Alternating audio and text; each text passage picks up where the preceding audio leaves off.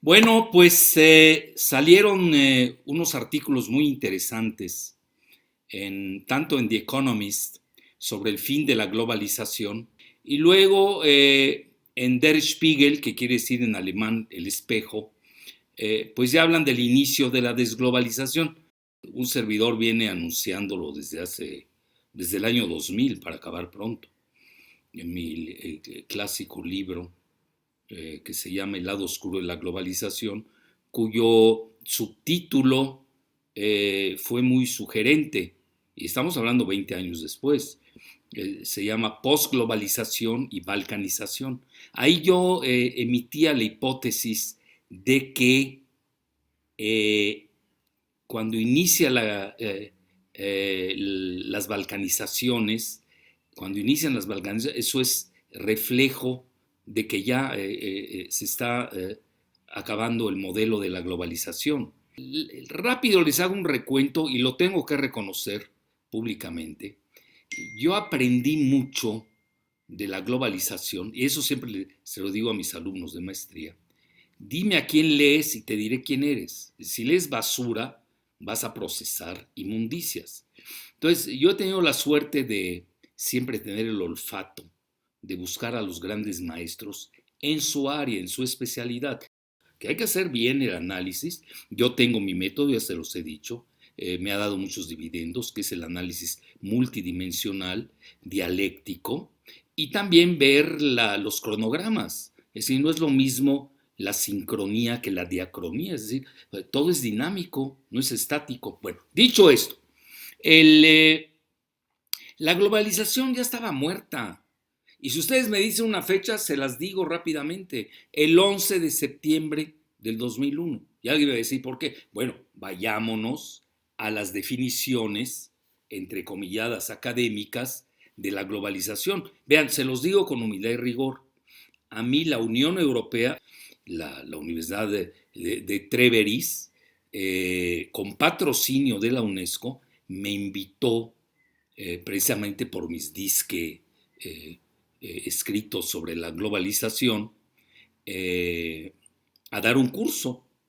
Lo di, no me acuerdo, 2, 3 meses, ahí en la Universidad de Treves, Alemania, con patrocinio de la UNESCO. Les reconozco, me pagaron muy bien, fueron decentes, me trataron de maravilla. Y luego de eso, pues, curiosamente en México, un día el productor me lo dijo, está prohibido que hables de la globalización. Y yo era muy novato en esas cuestiones de redes. Dije, bueno, ¿por qué será que no quieran que hable? Oye, me invitan en Alemania los, los grandes catedráticos. Luego me invitó el gobierno alemán a a Bonn, la que era la capital de la parte occidental de Alemania. Y hablaba yo de globalización. Y yo decía, bueno, en México. Entonces no podía yo hablar de la globalización. Vean, crean que es un tema, se los digo con humildad y rigor, que yo he venido siguiendo desde hace que les gusta. Fácil, estamos ahora en 2000, saqué ese libro. Yo ya había empezado cuando vi que se cayó se disuelve la Unión Soviética, pues digamos que alrededor de hace 30 años mínimo, si no hasta más, empecé yo a estudiar la globalización. Y en ese momento recuerdo que uno de mis autores preferidos, pues era para mí el que es hasta la fecha el inconmensurable historiador británico, que curiosamente nació en Alejandría, en Egipto, y es judío, pero es un judío progresista y verdaderamente admirable. Eric Hobsbawm para mí es uno de los grandes escritores, historiadores. Dicen que es el mejor del siglo XIX. Bueno, y eso que su libro sobre el corto siglo XX fue fenomenal. Acaba de morir recientemente. Incluso se los digo para que vean uno cómo tiene que seguir, incluso desde el punto de vista dialéctico, a las contrapartes llamadas. Lo fue a visitar cuando se dio la debacle del 2008, lo fue a visitar nada menos que el mega especulador George Soros, para preguntarle a dónde iba el mundo de acuerdo a su gran experiencia. Y comentó Hobsbawm que es así, genial, Lo que yo les diga es poco. Y fíjense, en una ocasión me acuerdo, tengo que hacer este paréntesis, estaba feliz como niño, pues yo lo sigo, lo tenía ya fichado, como decimos. Lo que dijera Eric Hobsbawm, yo ahí lo tenía, era obligatorio leerlo. Entonces, bueno, para mí, para otros ni saben quién es. Entonces, estaba feliz porque había vendido con su libro 3,000 ejemplares. Pero vean en dónde, en Gran Bretaña. Bueno, y ahí es donde uno entiende que la intelectualidad, desgraciadamente, los grandes pensadores no son vendibles. Es decir, no estás hablando de libritos ahí que vendes 4 millones al por mayor. Digo, no quiero decir nombres porque si no va a arder Troya, etcétera. Digo, estás hablando de un autor de maravilloso. Incluso yo cada vez que iba a Londres, lo primero, no era fácil conseguir, no era la época del Amazon, no era fácil conseguir sus libros y yo me pasaba un día entero en las libraries, donde venden libros en Londres. Entonces, recuerdo perfectamente cuando dice Eric Hobsbawm, y me estoy deteniendo porque él es el culpable, se lo digo en donde estés, Eric, de que yo me haya adentrado al fenómeno de la globalización. Sí, pero yo tenía un amarre y un sustento, pues poco comunes. También lo tengo que reconocer. Y estaba feliz porque había vendido 3,000 ejemplares, por favor. Imagínense. Es decir, hay cierto tipo de libros que hay una cúpula intelectual fuera de serie y realmente la base de la pirámide social, lo digo con respeto, pues no le entra eso, pues, te escuchan a Broso, a Loretito, imagínense, ¿de qué nivel estamos hablando? Estoy hablando del cielo y del último círculo del infierno, que había 9 círculos, en la obra de Dante de Alighieri. Con eso les digo todo. Bueno, dicho esto, el mismo Eric Hobsbawm tiene una triada, una trilogía de libros del siglo XIX, qué pasó en el siglo XIX, y demuestra la historia del capitalismo, ¿sí? Su auge, cómo se da, y ahí es donde empieza, me recuerdo, toca el tema de la globalización, que realmente aquí, si ustedes, bueno, una pobre pulga como yo, haciéndole críticas a Hobsbawm, bueno, pero es una crítica intelectual, académica. Entonces, alguien de mi nivel que les diga, oiga, me va a perdonar el genio de Eric Hobsbawm a mi muy humilde nivel, pero ya la globalización había empezado con los chinos y la ruta de la seda.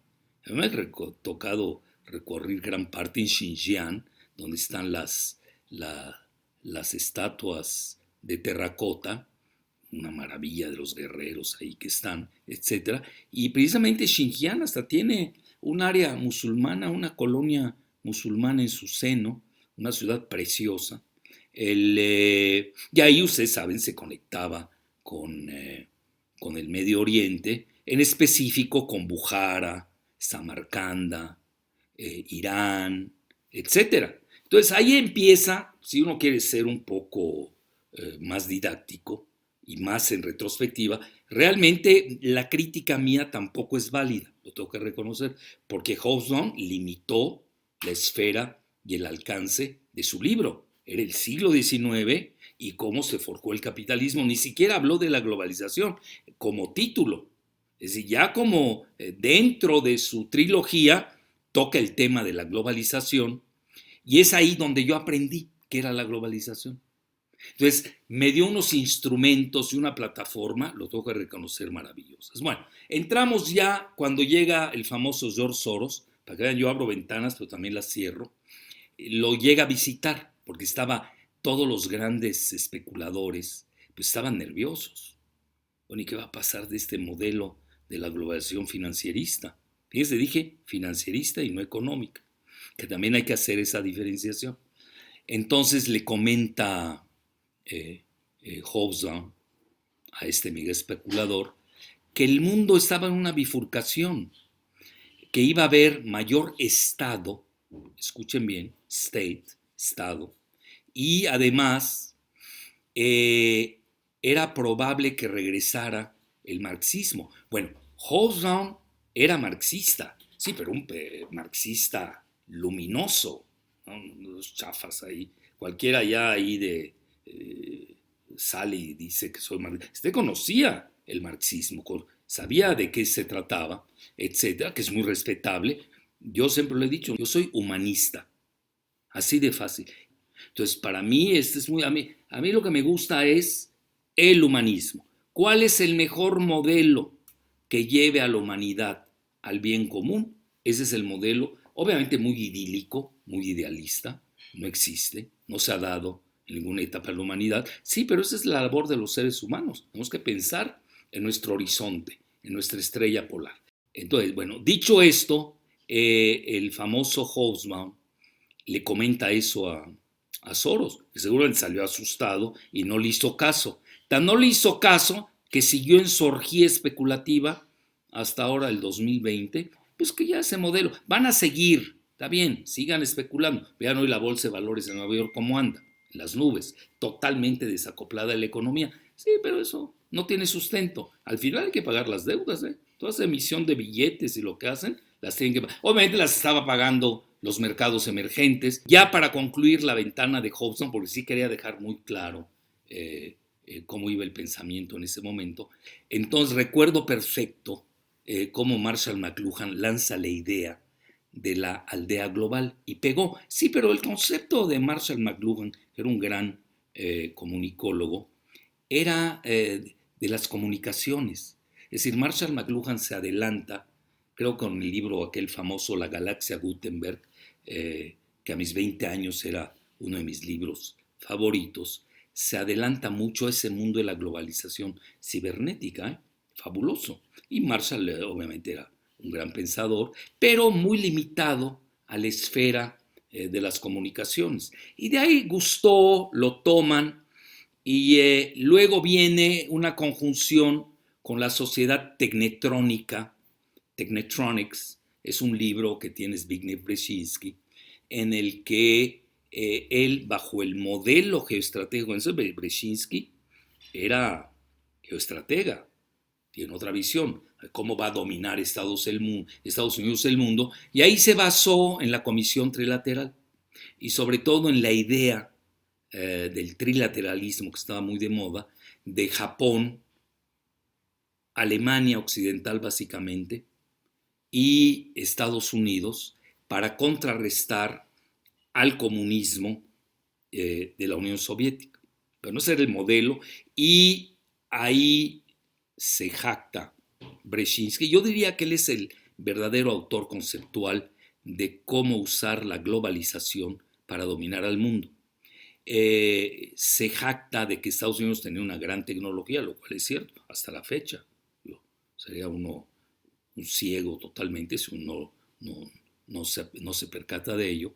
Y precisamente conjuga la gran tecnología de Estados Unidos que iba a servir como punta de lanza precisamente para derrotar a la Unión Soviética, que traía una gran tecnología también. Bueno, es Sputnik, pues se nos olvida. Obviamente en ese momento todavía no aparecía China en el radar y la lucha era la bipolaridad entre la URSS y Estados Unidos, y ahí es donde Brzezinski, que era un rusófobo por antonomasia, porque recuerden, él es de origen de Polonia, que trae su pleito desde siempre con la Unión Soviética y con Alemania también. Bueno, ese es otro.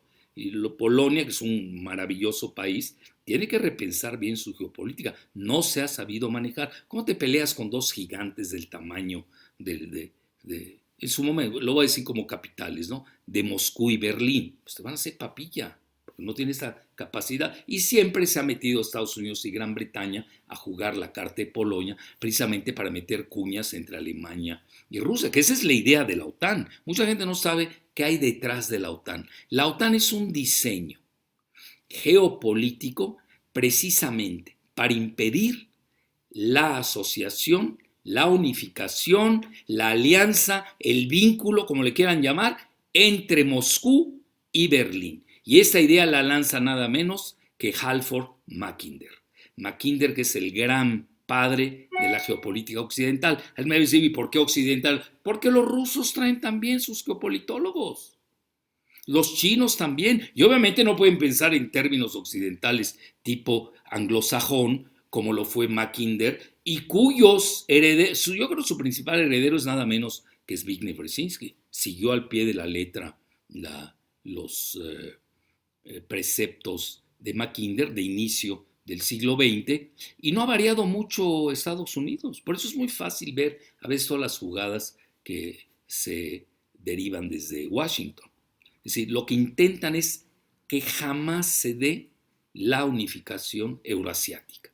Y hoy lo están haciendo de nueva cuenta, porque ya hay una asociación estratégica entre Rusia y China. Pues imagínense, fue el gran fracaso de Obama.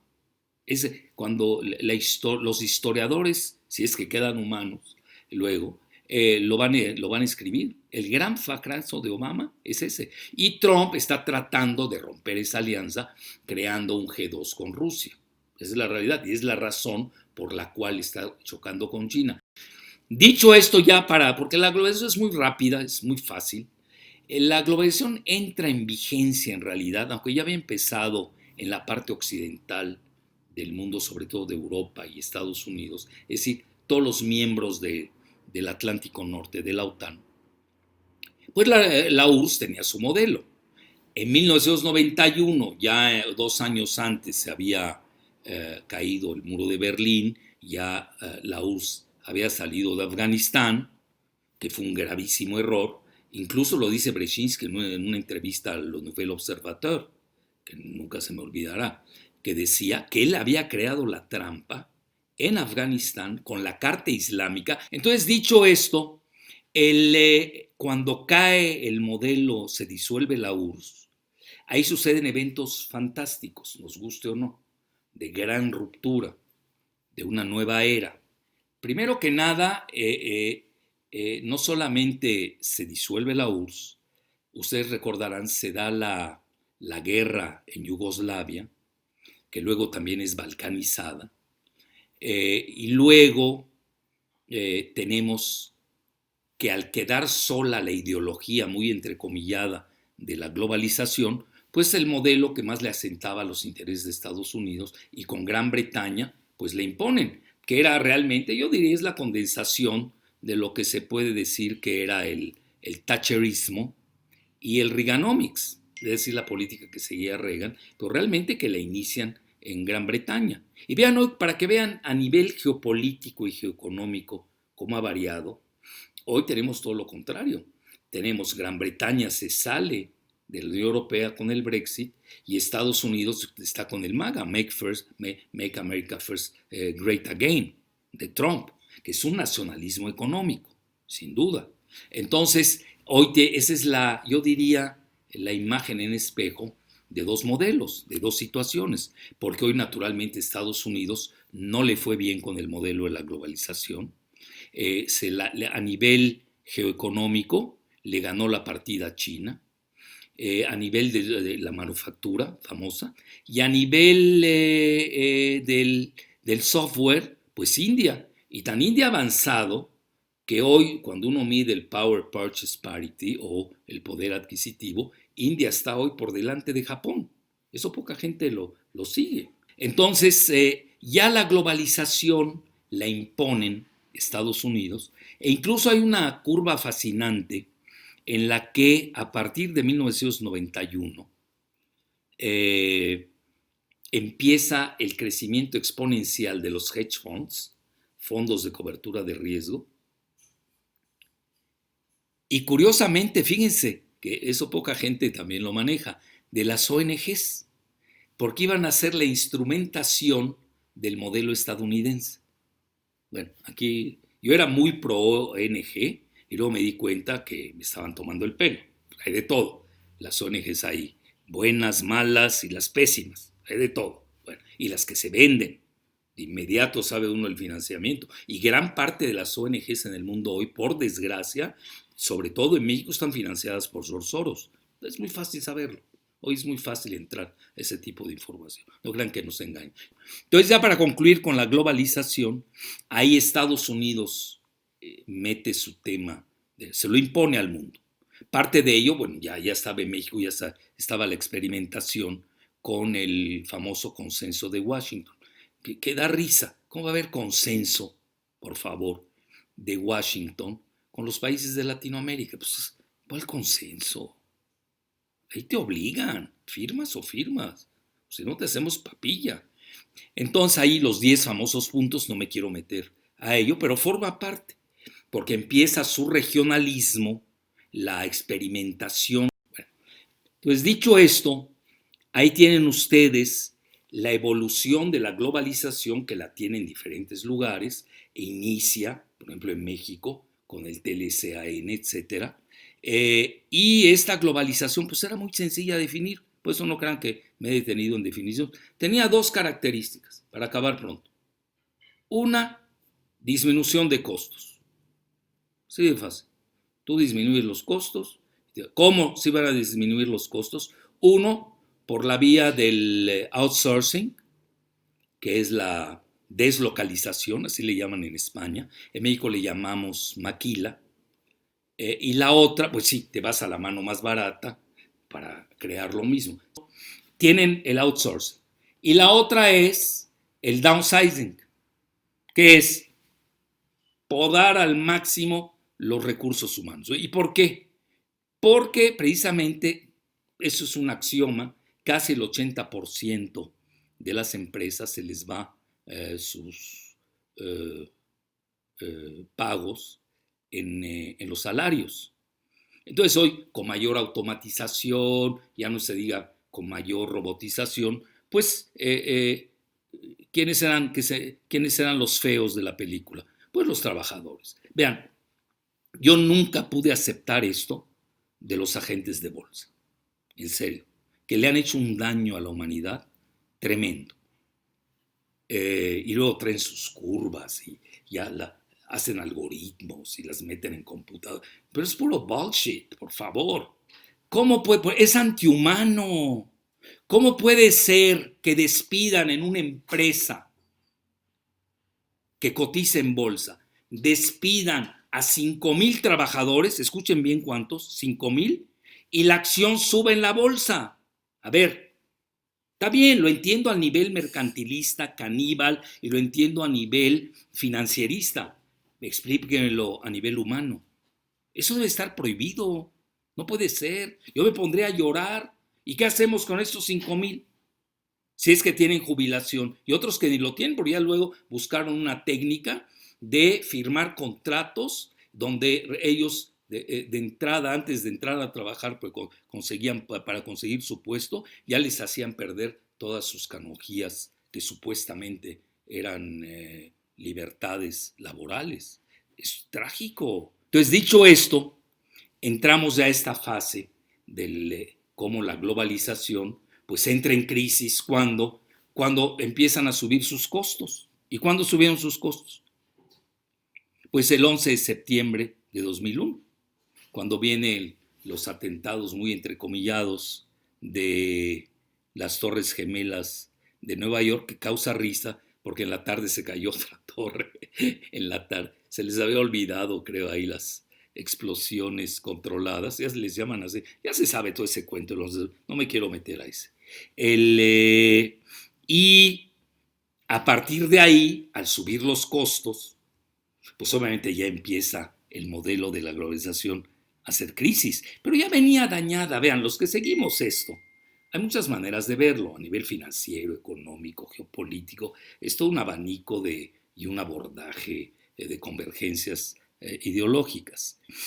A mi juicio, el primer choque que sufre la globalización financierista, van a decir, ¿por qué manejas tú financierista y no económica? Bueno, la economía tiene bienes y servicios, y ahí se engloba todo, bienes y servicios, así como lo dice su nombre.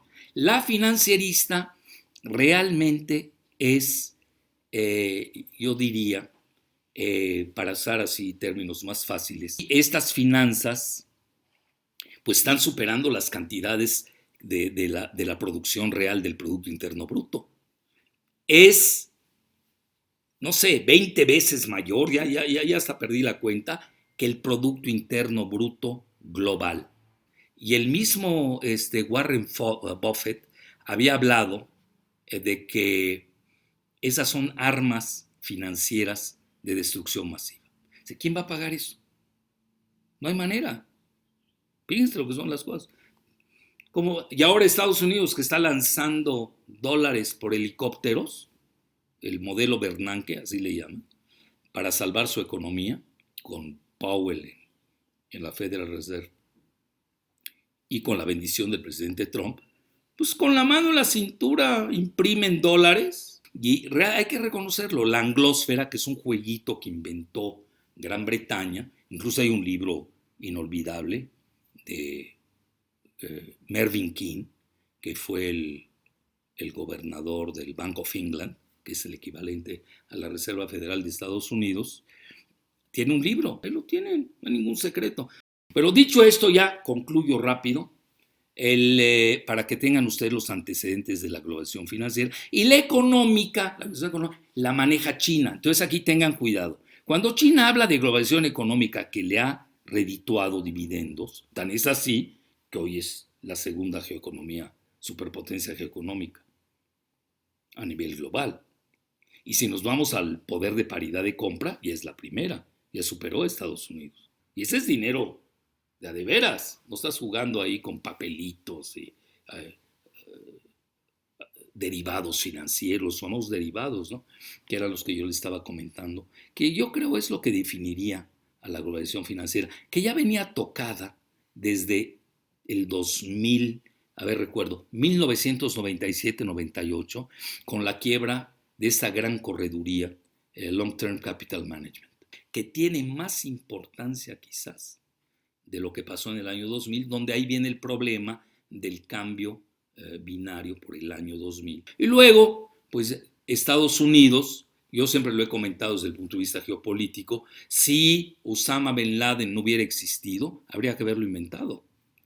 ¿Por qué? Porque con el choque furibundo, yo creo que ahí empieza el primer golpe contra la globalización. Ahí, ¿qué sucede? El 2001, saquen la cuenta, el 98, 97 al 2001, que es el atentado entrecomillado a las Torres Gemelas de Nueva York, son muy pocos años. E inmediatamente después, lo que opera Dick Cheney, más que Bush, que era su Videgaray, ¿no? Lo que era de Peña aquí, él opera la invasión a Afganistán y luego a Irak, precisamente para quedarse con el petróleo, que es la joya geoestratégica por antonomasia.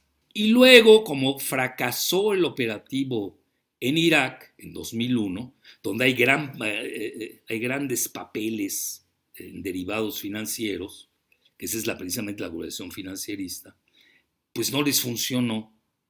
Y al final del día, pues viene la quiebra de Lehman Brothers en 2008. Pues ustedes oigan el término globalización, no es lo mismo la definición anglosajona, que es financierista, con la definición de los chinos, que es eminentemente economicista, ya no se diga la de la India. Entonces ahí es cuando China dice, ya no juego. A mí no me interesa este jueguito en el que Estados Unidos quiebra, hace, deshace, nos hace pagar el mundo sus facturas y pues ya no me conviene.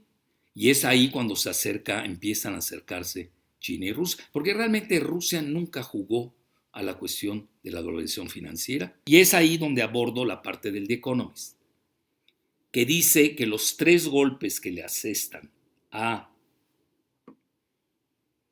la globalización, y por eso se dice bye bye globalization, es la crisis del 2008. Fíjense qué interesante. Y luego la guerra comercial. Yo creo que ahí murió la globalización. Si a mí me piden, yo empecé a ver los prolegómenos de su agonía con la quiebra de Long Term Capital Management. Ya, ahí, los que teníamos olfato, nos dimos cuenta que ahí ya estaba casi caduca. Y luego viene la guerra comercial de China y Estados Unidos, que lleva 1 año, tampoco hay que exagerar. El otro lleva 2008, estamos hablando hace 12 años. la guerra comercial de China y Estados Unidos lleva un año, no lleva más. Bueno, y aquí hago otro paréntesis. ¿De quién es The Economist? Pues es una revista británica del grupo Pearson. Y el grupo Pearson controla también el Financial Times. Son propagandistas del modelo globalista, para acabar pronto. Aquí no hay que perderse tanto. ¿Y por qué es tan importante el artículo? Que era aquel día que lo que le comentaba a mis alumnos. Vean, yo lo vengo previendo desde el año 2000. Y es cuando nos damos y nos percatamos que en realidad ya estaba tocada la globalización. No es cierto que haya sido por la guerra comercial de Estados Unidos y China, que es a lo que le atribuye precisamente The Economist. Y la tercera, el famoso coronavirus, que tampoco es cierto. Entonces dice, no pudo resistir la globalización los 3 golpes mortales. Mentira, ya estaba muerta. Ya no supieron cómo resucitarla. Algunas veces hicieron una reunión del G20 para intentar salvar al mundo. ¿Y con qué criterio? Economicista. Escogieron las 20 principales economías del mundo desde el punto de vista económico. Y de ahí se basaron para hacer el famoso G20, que no sirve para nada. Y no resolvió nada. Así para acabar pronto. Ahorita acaban de hacer otra reunión del G20 y what for? Para nada. No sirve para nada. Entonces, en resumen, no va así. Lo único que me llamó la atención les voy a decir por qué es interesante el artículo del The Economist. Hay un dicho mexicano que a mí me gusta mucho a nivel penal.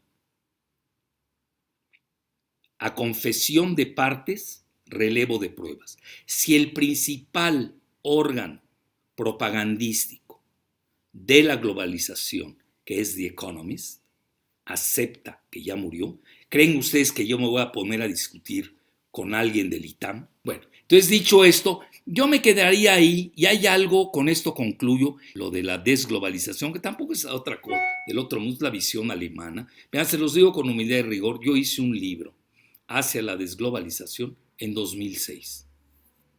Así se llama, lo digo con humildad y rigor, hace 14 años. Y luego lo saca Jacques Sapir, que es un gran profesor de la Sorbona y profesor en Moscú, igual, nada más que él en francés, los franceses le llaman a la globalización mondialización, y aquí habla de la demondialización, la desglobalización. Pero, sinceramente, en México pensamos también, la UNAM, nos han enseñado a ser universales. Hay una parte interesante que me llamó la atención del The Economist, donde mientras Der Spiegel se embeleza con la economía digitalizada, ahorita está muy de moda eso, la digitalización, para todo es digitalización y tecnología, como si nos fueran a salvar. Bueno, eso piensa, ¿no? Que también trae sus bemoles. Acuérdense que la tecnología es de doble filo. Entonces, esta parte que maneja The Economist me llamó la atención, no se embeleza con la digitalización. Incluso comenta que los grandes de Silicon Valley, incluso tengo un libro, La cárcel invisible del GAFAT, no es tanto. Y ahí maneja una cifra que hasta me llamó la atención, muy magra, que equivale a las exportaciones del mundo. Muy magra ahí. Y yo creía que era más, les soy sincero. Bueno, pero una cosa es la intuición, y otra cosa es cuando uno va a los datos duros, y The Economist no pierde la cabeza en eso. Es decir, todavía los commodities, y realmente con eso concluyo la cuestión de la desglobalización, enloquecen demasiado con el supply chain, a mi juicio. Quieren que el supply chain esté con sus aliados, no tan lejos. Está bien, cada quien tiene derecho de aplicar su modelo. Y la parte digitálica que la llevan hasta las nubes es precisamente la parte también que a ellos hacen la propia crítica del modelo, que así como hay una pandemia viral del C-19, se puede dar la pandemia, fíjense qué interesante, en la cibernética o digitálica, porque también hay hackers, pueden haber fallas, pero sobre todo hackers, la ciberguerra es una cuestión real, que puedan paralizar totalmente toda esta cadena de suministros. Y puede ser infinitamente más letal que la pandemia del C-19. Bueno, como vieron, abordé rápidamente dos temas, tenía que dar los antecedentes para entender qué está pasando. Era crónica de una muerte anunciada, lo de la globalización. Muchos ya la veíamos desde 1997, no duró mucho. Esa quizás sea su sello principal para aquellos que luego estudien bien el fenómeno. Y no es cierto que el virus la haya aniquilado, no hay tal. El virus lo único que hizo fue acelerar las tendencias que ya se veían venir. Y ahí sí hay que empezar a leer más a los chinos y empezar a leer más a los rusos y a los fractales del pensamiento que toda que vea quedan en Occidente. Y sin duda los hay en Alemania, los hay en Francia, hay que seguirlos.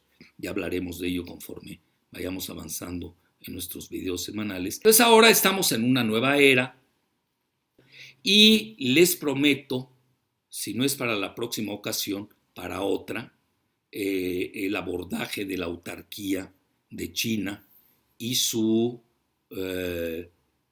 preparedness, que hoy se llama, y su preparación hacia el worst case scenario, hacia el caso del peor escenario, que vale la pena, pues estamos hablando del competidor de Estados Unidos. Estamos en una bipolaridad geoeconómica, más no geoestratégica, que ese es otro abordaje y un día lo tocaré. Les agradezco mucho su atención.